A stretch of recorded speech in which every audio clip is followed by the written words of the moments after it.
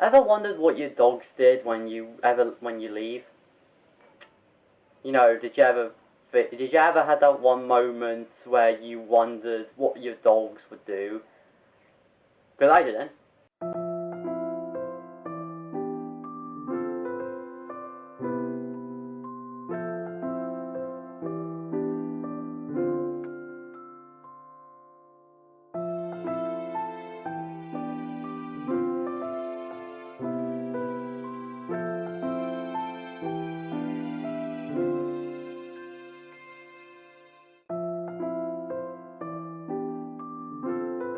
Hello guys, I'm Ty, which you may know as Terran City, and we are here to review The Secret Life of Pets, which is an animated film distributed by Universal and made by Illumination Entertainment.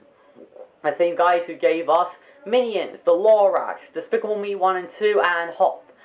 Movies that I thought were okay. I like Despicable Me 1 and 2, the other 3 are just disposable entertainment. And is this film one of those?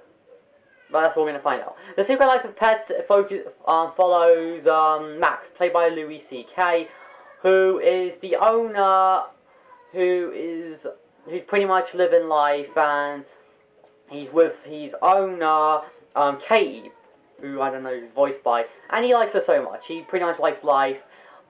He's best friends with these other cats and dogs.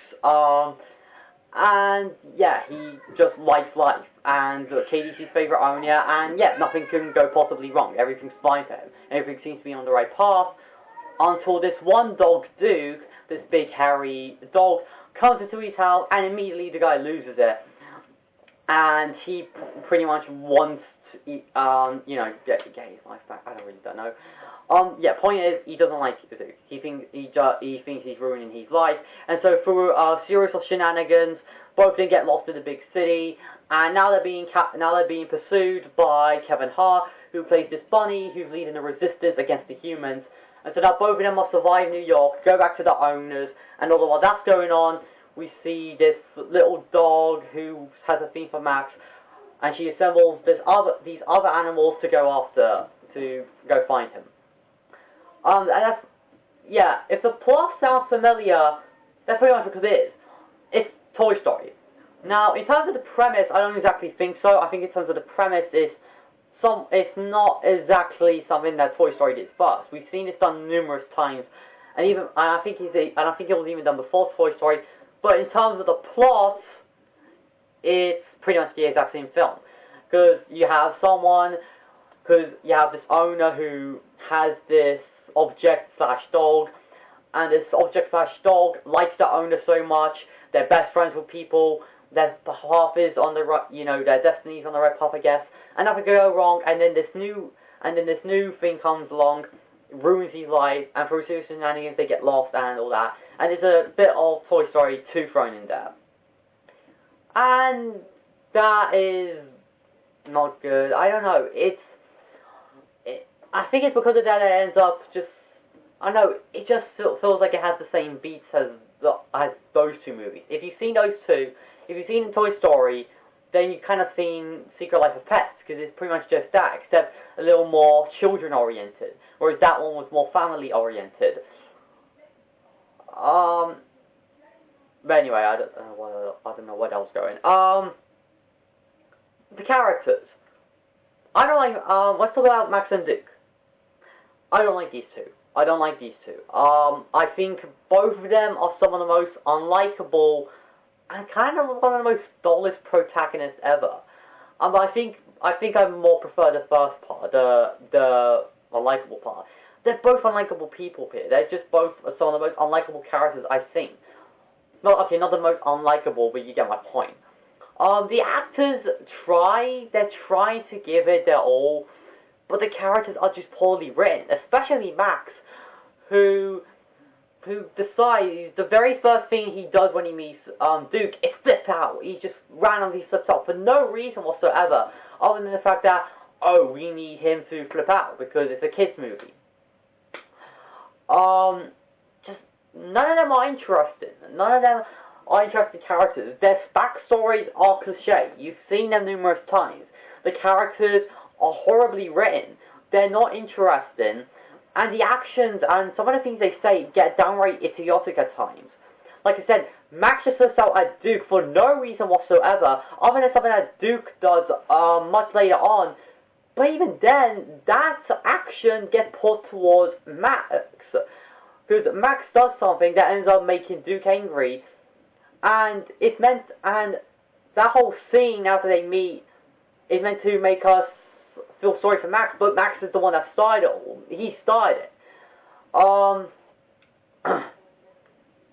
As for the supporting characters, they're probably fare the best. This we get this little dog. I really don't know who these characters are. I forget most of their names. But yeah, she has this. Yeah, you know, the one that has this thing for Max that symbols the dogs. The actress does a good job, and the character is good. She's fine. She was decent. Although I didn't tend to buy the relationship between her and Max. I didn't buy it towards the end. Then we have Chloe, who's the big kitten, and she's actually by far my favorite character in there. She's funny, and she has the best jokes in the film. Everyone else is just there. Everyone else, they're kind of just disposable. I will say the other best character in this is Snowball, played by Kevin Hart. Well, voiced by Kevin Hart, not played by him. And he actually by far fares the best here. He has by far the most developed character. Okay, I wouldn't know best developed, but you get my point. He was funny. He had some good jokes, just like the cat. And he had a good motivation. Even if it doesn't fare that well. Even if it doesn't have much of a payoff and it just ends rather abruptly. The animation is decent. I like the animation. I thought it was good. It looks beautiful. I will say that. The animation is beautiful, actually. I'll just say that. And the music is decent. Yeah, overall, it's just okay. To be honest, that's all it is. The problems, as I mentioned, Max and Duke are unlikable. I don't like them. They're just not good. Just not good. They're just terrible. Some of the jokes are just full flat. And the last 10 minutes, well, in basically the last act, is not only, the last act of it is not only, cliche, but it just resolves things way too quickly. But unlike most endings this year, this didn't annoy me, so, whatever.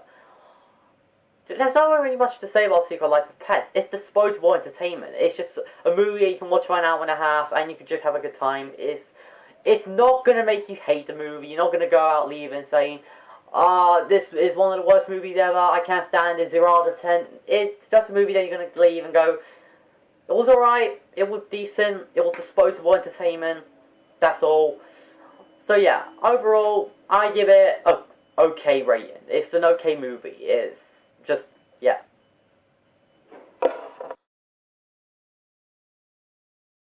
There's something strange in the neighborhood. And you know, you forget. Yeah, who you gonna call? Sandbusters. Yeah, there you go.